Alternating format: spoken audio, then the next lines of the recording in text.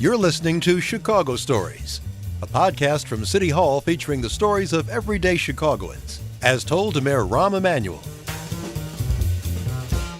This is Chicago Stories with Mayor Rahm Emanuel, two people that are now adopted residents in Chicago, Mark Lee and Sharon Johnston, that are part of the Architecture Biennial, actually the curators of the show. Thanks for being here.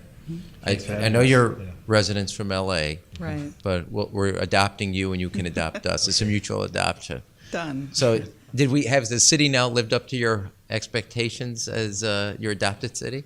Yeah, I mean, I think for us, we've been coming for a couple of years with our work at the MCA, and it's been the magic of coming back so much is that we do start to feel like it's our own city. We have our favorite dim sum place. we know we can see our favorite buildings. We're not settling till we have you into hot dogs. Forget about it. Okay.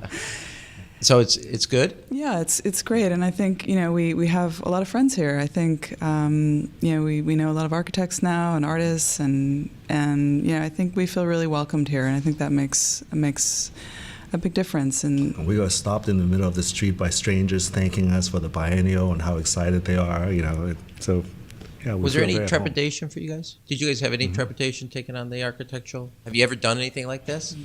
Certainly not at this scale. I think we work on curatorial projects in our office for galleries, for our work in schools, but I think it's a big public enterprise. We're dealing with not only 140 architects who contend to be divas. They're all no ego. Right. 140. Right.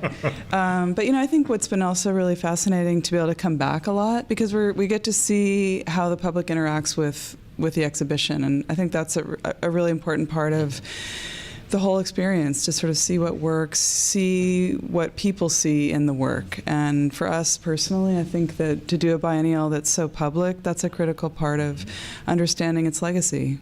Just to mount an architecture show in the place where we think it's the birthplace of American architecture, so we know also a lot of people, the general public, are interested in architecture itself. So it's quite a daunting task to mount a show as someone from the outside in Chicago. You know that I used to dance and everything, and the big thing is, like what you're saying, is how do you get the public to understand there isn't a mystery. You either do like it or not, and you're allowed to make a judgment, even though you're quote unquote not an expert. Right. Yeah. And they're always like scared. So that's part of why I think. I would say this. Let me back up. Is people in Chicago, even taxi drivers, rideshare drivers, they have a view of architecture, and they're not. That's unique in the country. Yeah, right. Yeah. What was the biggest surprise? What do you think is a takeaway? And what's happening today, you think, in architecture that the city can take away as we think about design, urban planning? I'd say one of the surprises, which was not as big a surprise because we were participants in the first biennial, was that every month we come back, every 2 weeks we come back, we see the place quite filled, and not just architecture aficionados, but kids and teenagers and school groups and people that are running around the models, climbing up and down the ramp, and it feels like an amusement park. It feels like a fun place. I think this was a surprise that made us really pleased. And I think we feel like, as one layer of the theme of our show was the city. We have the vertical city, trying to reimagine that historic architecture competition. And I think the level of discussion that's been going on with the programming and events through the run of the show, we did a talk with the Society of Architectural Historians last night, talking about the way in which history and practice in architecture are continuing to kind of come closer together. That I think one of the great legacies of this project is that it can both bring awareness to the potential of architecture through projects around the world to elevate the way people can live in cities, new ways of imagining the future of cities. And I think it's not like just design excellence, like sort of highbrow design, but really understanding places and thinking about what people need and how to bring great design thinking to those problems. And I feel sometimes, especially in America, it's sort of either or. Either there's this sort of iconographic icon architecture, or there's sort of the everyday, perhaps not as well considered. And I feel like the biennial is a chance to, as the profile of design and the ways architects interact with cities and can be an ally to people like you and your team, I think that will be a great signal for the future. I mean, I'm sorry, Mark. And I thought there are many experiments that are For example, there are these Swiss architects who design a parking garage in a new industrial park, but they know that in the future you don't need that many parking spaces because of rideshare programs and such. Right. So they design a parking garage that works to fit all these cars for now, but they already anticipated how it could be redeveloped into housing, into offices. So thinking ahead, I think this is something that is a global situation that many people could benefit from. Yeah, I mean, the role of technology in changing cities is pretty significant. And so I think this sort of, a lot of the work in the show is thinking about architecture as a slow art. It's slow to build, it's slow to design, but thinking about how it can at the same time be responsive to the way cities are changing, I think is a really important. The one thing I would say for me, and I think if you got 10 mayors around the table just for dinner, we're all talking, inevitably our conversation gets to how do you create a common foundation that includes people of all walks of life and not exclusive. Yeah. And I think the biggest help that you're not just you too, but architects, urban planners, designers, is again creating a common space that speak to a foundation. And I think that's, to me, where as a mayor and then as architects, how do we do that? Because it's becoming, that's where the threads are getting pulled in opposite directions. Right. And I don't know if you've seen stuff or you're working on stuff could help tease that out. That would be helpful. Yeah. I mean, I think one of the examples in the biennial is a Belgian office that designed this public square in Albania. And it's a new public square, but he didn't only show the design of the final product, but he showed the process of how different public groups were involved in the design making process. And it's really participatory. And then, he made this film of how the whole process of the design came about. And I think seeing that film, people realize that their thoughts and it actually matters in the final design. It's not some elite few people that design the whole plaza. And I think that was a very empowering experience of how the general public of different walks of life could participate in a very major public space in the city. But I think it was really artful in kind of redesigning the process, not only the kind of design process, but the way in which the neighbors and the community could come into that. And I feel that, as we're working on more and more public projects, I think that's key, because you don't want a project where everyone's voice just, here's what you wanted and here's what you wanted and so on. That you want to have all of that input, but you still want an artful kind of distillation of those ideas. And I think that project in particular, and I think the way they even presented it, it's still a project that's evolving. New program events get programmed there. There's generosity about it, that it understands its role in history, that it is going to change. And I think sometimes architects, perhaps less so. I think, as we see in the biennial, I think architects are understanding that how they can sort of lose control and still have the strength of their work and still be present through time. I'm still working on that. How did you guys meet? I know that's this is not eHarmony, so don't worry about it. But how did you guys meet? Of course, in architecture school. Was it in school? Not profession? Yeah. We met in graduate school in Cambridge, in Boston, and it was at Harvard. At Harvard, yeah. And Sharon was from LA, and I lived in LA for 10 years before going back to graduate school. And the first year I was there, I think it was a record snowfall in Boston. I think we bonded. That'll make you fall in love. Yeah. That can happen every time. No, you go out and get the groceries. I'm not doing it. Yeah.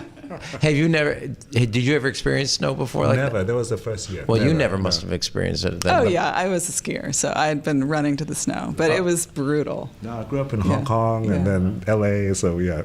And this is, since we're in personal territory, I'll stay here for a second before. Is it hard being a couple working in the same company? I mean, certainly, it's a lot of time together working on things, but I feel like there's a certain kind of economy in that too, that we sort of know what we're each thinking and we can interchange ourselves. Sometimes we can take over for one if Lily needs extra help at home. I met Lily. Yeah. Lily looks self-sufficient. She says hi. Tell her I miss her. She hates it when we talk about architecture at home. She says, enough architecture, no more architecture. Kind of like my kids in politics. Yeah. Well, I should have said that, Jeannie Gang and Mark. Yeah. Couple work together.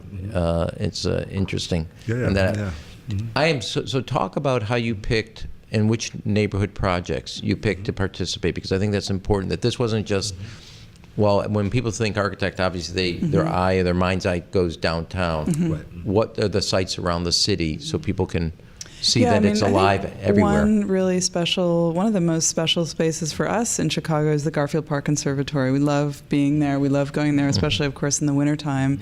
And so for that project, we wanted to, I think it's, it's a very different demographic. It's close, but in a way quite far away. So we wanted to select participants that could really help think about, of course, environmental issues are a really important part of how all cities are thinking about their future. And I think both through participatory projects and, very speculative architectural propositions, I think those works are helping us think about, new ways to dwell within in fragile environments. And, we love that.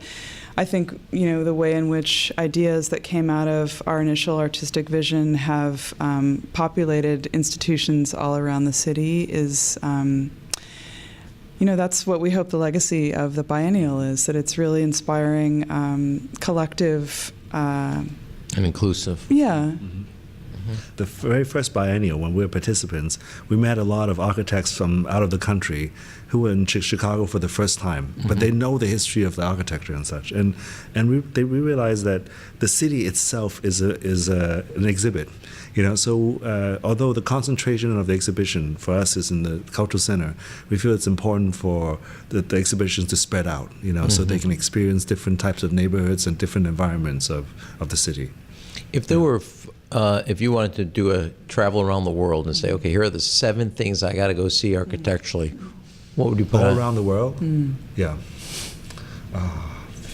Well, how about this? What are the works that you're admiring that have happened or are happening now that you say those are, that's kind of where the future is going? Yeah.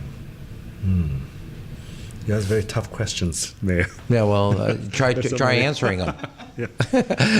I always have the other side of this. This is why I do this show. Is I want to see if I can do this to everybody else, huh? Now, let me say this. I don't make you. I'll reverse that. Not to pick on who's an up and coming architect. You say that individual is starting to do stuff that you think that's where the future. They're ahead of where the future is going, or they're drafting, or there's people's work that you admire that you're thinking, you know what, that's somebody I'm going to pay close attention to. Yeah. Well, I think rather than one person, I think it will be a group of younger architects. A lot of them are in our biennial, and there will be some people like some Belgian architects, and even some young Italian architects are doing interesting work. They're building not in the center of the city, but they're building in suburbia. But they're building in suburbia in a way not building crappy houses. They're really thinking about the future of how the city would grow, and they're experiencing, or they've been studying how the cities grow. So when they build a single building or a series of buildings, they already begin to anticipate the future growth of it. So they're really thinking ahead in terms of an architectural scale and a larger urban scale. And I thought this kind of generation of architects are very interesting. And also, they're not in a way kind of egotistical, trying to do a very special building, how look at me building. They really think of a building that fits into a larger urban fabric, so and has a kind of a civic responsibility when they think about their approach to design. And oftentimes a lot of their work is overlooked because sometimes they're not very flashy, but they're very conscious and sensitive in building sustainably, intelligently. And so in many ways, we think we want to showcase some of their work in a biennial. Yeah, I think another quality that defines these generation of architects is that they're really collaborative. I mean, a lot of us work together across continents. We bring artists and writers, and Mark mentioned the square in Triana. I think that takes a different kind of practitioner too. And I think for sure architecture is a very collaborative, interdisciplinary practice.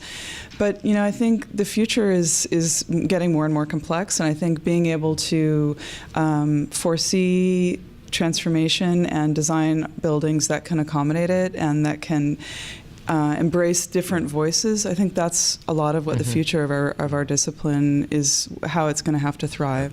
maybe the last 40, 50 years, the problem with architecture is everyone focus on that 1%, that special concert hall or that special high rise. And while those buildings are great, then the rest of the 99% of the everyday urban fabric, the quality of the buildings are falling.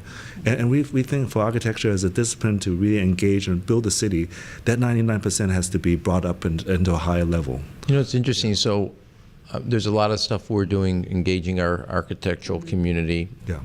And I think one of the more exciting things we have going is, and they're just literally getting started right now, is in 3 neighborhoods we're building public housing with veterans and seniors, but with a neighborhood library in the building. Right. Yeah, you talked about that. There's co-location, but what's called in my side of the world co-location, but have a neighborhood library for the entire community. But it's part of a housing for veterans or seniors or low income. Yeah. Yeah, and then you guys are talking about, we cannot have a school over here, libraries over there, right, and no man's land in between. Right. Yeah. Right, and then all you got to do is drive around. Right. That's because that's not only is it not sustainable, it's not livable. Right. Yeah. And that's where I think we're trying to look as cities. How do you do things differently? A, to be honest, it saves money. Right. But 2, I also think it gets back to that shared experience and community. That kind of urban quality of life. Yeah. I think that's really such an important move because libraries nowadays are not what it was before. People don't consume books the way they are, but instead of a depository of books, it really becomes a public space, a meeting space. And I think creating this type of social spaces within a housing community becomes like the nexus of the larger community. Yeah. Same thing's happening with museums. I mean, museums are great places to see art, but they're also, people are looking to them as social spaces, as places to meet and gather and learn. And I think that's I think, it's a new dimension to how we can serve the public. And I think, this is not, I'm 100% where you are on this, because if you look at the parks here, you look at this recent Apple store, you look at theaters, Goodman, Steppenwolf, just to name, and Shakespeare, everybody's building in a concept where there's going to also not just a play, but then you can have a shared conversation afterwards. And because I think people are yearning for community. Yeah, they really are. I mean, yearning for it in a way of that the technology's brought individuality, but it's also brought isolation. Right. And they know it's in their soul. I really believe they think it's insufficient. Right. And your profession, though, is the key to. Yeah. Can you create the space for that sense of community to take root? And I don't, it's a real challenge, because I actually don't think cities will survive unless they can work against I don't want to say work against technology, but work against the thrust towards isolation. Right. Yeah. Right. And I think one of the great aspects of the Chicago Biennial, as in the way that it differentiates itself, is that it is in such a public building, and the sort of weirdness of that kind of intersection of so many different audiences with the work.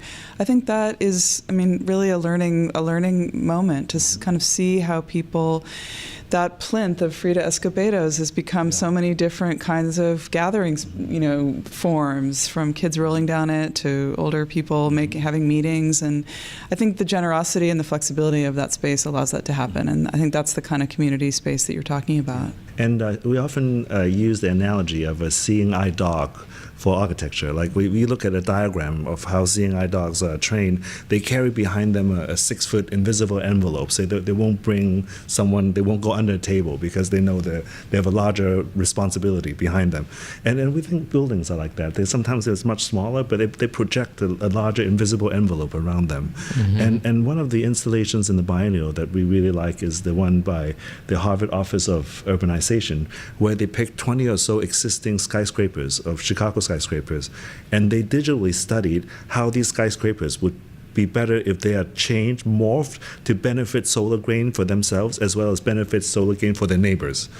So these are all existing buildings like the Thompson Center, Sears Tower, but iconic buildings, and they show how it can deform. So I thought that's a fascinating way to engage also the understanding of the city differently. So if you're writing, since we're coming towards the end of the architectural, you have a tradition now that I'm establishing for you. You're writing your note to who's coming behind you. What do you put in the note? See, isn't it great when these are pop quizzes? I love doing this to you guys. Yeah. We'll tell them the next creative director to be prepared for this podcast.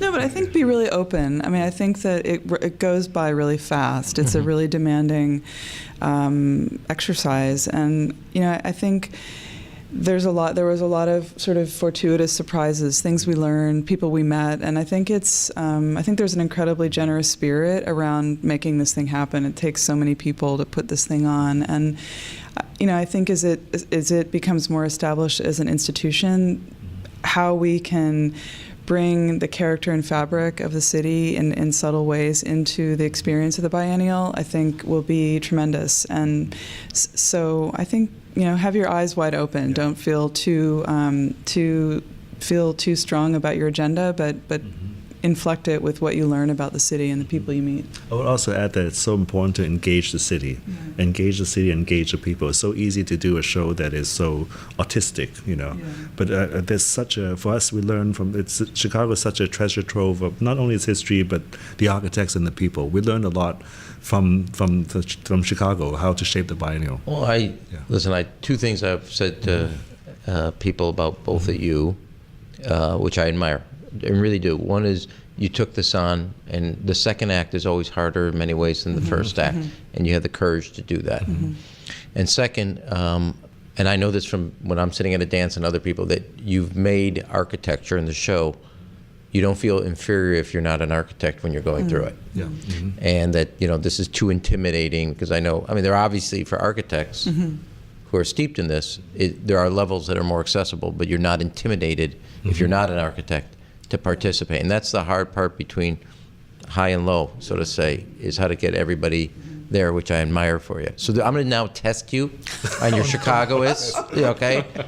This you can't fail. This is easy, man. Okay. Sharon, don't pull back from the microphone.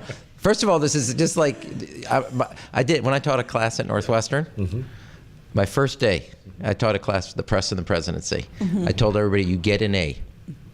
You start with an A. How you participate in your papers will determine whether you keep the A, not whether I give you an A. Okay. I don't want any Jewish guilt. Okay, ready? Okay, yeah. Cubs or Sox? Oh my God. It's got to be the Cubs because I'm sorry. Yeah. Thick or thin pizza? Thin for me. I'm gonna go thick. Okay, there. All right, this is your architectural question. Okay. Hancock or the Willis, but Sears Tower? Hancock. All right, I've never done this with a person. Why? Since I have the architects on. Oh, I don't know. I feel like it's a more exciting structural proposition. I knew that too. I knew that. I was just testing you. Yeah. Okay. All right. Lake or river? I have to say, river. I took the river tour not that long ago. I thought it was pretty fantastic. Yeah, it also used to be lake for me, but now river. Yeah. After the river tour. Yeah, and you're gonna transform that river even more. We are. Yeah, we're gonna do that. Okay. I'm not sure you guys would know the even this question unless I helped you. 16-inch or 12-inch? See by your faces, I know you don't know this. Softball. So the Chicago's famous for 16-inch. We brought 12-inch, but if you're a Chicagoan, have you ever seen or played 16-inch softball? 16-inch? Can you grab a 16-inch with one hand? You can, but neither you or I can, Mark. It's possible, but it's a 16-inch softball. Yeah. Wow. It's a Chicago signature softball. Sorry, you're gonna have to teach us. Yeah. Well, the good news is now that you're Chicago residents, you'll be coming back. That's right. Yes. Until your daughter's enrolled in school, we're never giving up. At the University of Chicago. That's right. At the last go. Well, thank you so much. Thank you. For participating in Chicago Yes, Story, and it sounds like you guys fell in love with Chicago. Yeah, we did. Thank you. Well, for all of us, I'm glad because we fell in love with you. Thanks. Thanks. Thank you. You're listening to Chicago Stories with Mayor Rahm Emanuel. You can subscribe and leave a review on Apple Podcasts and tweet your guest ideas using #ShyStories. Thanks for listening.